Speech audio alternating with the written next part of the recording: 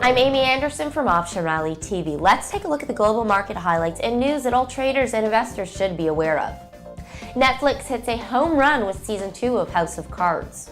Stock market's quiet with the U.S. on holiday, and the pound hits a 2014 high.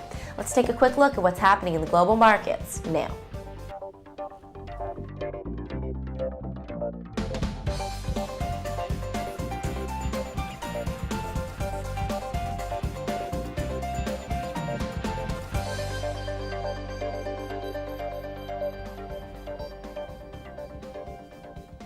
The week started off on a quiet note with U.S. markets closed for the President's Day holiday and Canadian markets closed for Family Day.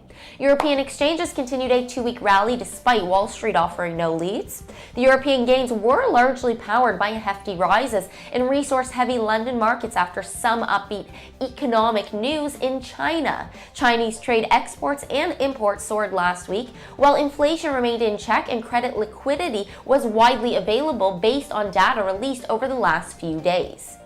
The UK's FTSE 100 index lagged behind other European indexes last week, ending up 1.1%. Mining stocks, which are highly sensitive to the health of China's economy, posted strong gains following a higher-than-expected jump in Chinese bank lending in January. The rest of the European indexes were little changed as investors awaited U.S. inflation data, Eurozone manufacturing, and services output later in the week. Germany's DAX and France's CAC both lost 0.1%.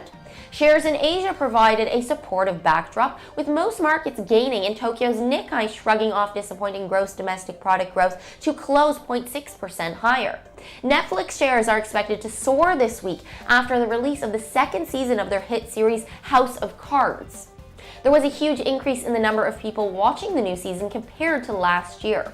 Just 2% of Netflix subscribers on a similarly sized cable network streamed at least one season of the first season of House of Cards during its entire premiere weekend in 2013. And for more good news for Netflix subscribers and perhaps investors as well, Netflix recently announced that it has more than 44 million subscribers worldwide, which have watched more than 2 billion hours of TV shows and movies during the fourth quarter.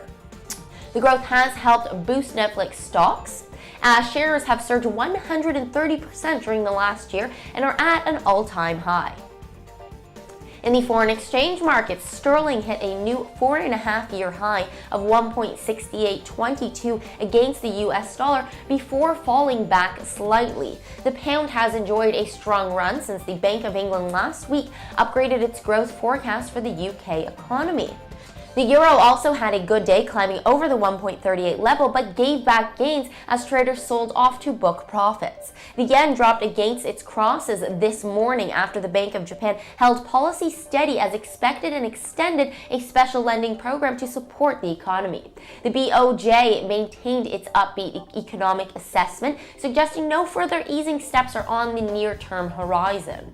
The Australian dollar was up about 0.3% at 0.9061 after rising to a one-month high of 0.9079. Moving to the commodities market, crude oil advanced 21 cents to 100.51 a barrel as more cold weather in the U.S. bolstered demand for heating fuel.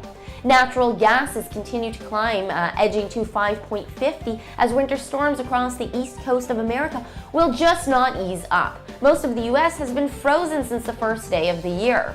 Residential demand has broken many historical records, along with the temperatures in January being the coldest in the last 50 years. Gold dipped from the highest level in more than 3 months on expectations that the Federal Reserve will continue slowing stimulus in the U.S., and the metal's advance may postpone physical purchases. The shiny metal dropped as much as 0.5% to 1321.73. Prices earlier touched 1332.45, the highest level since October 31st.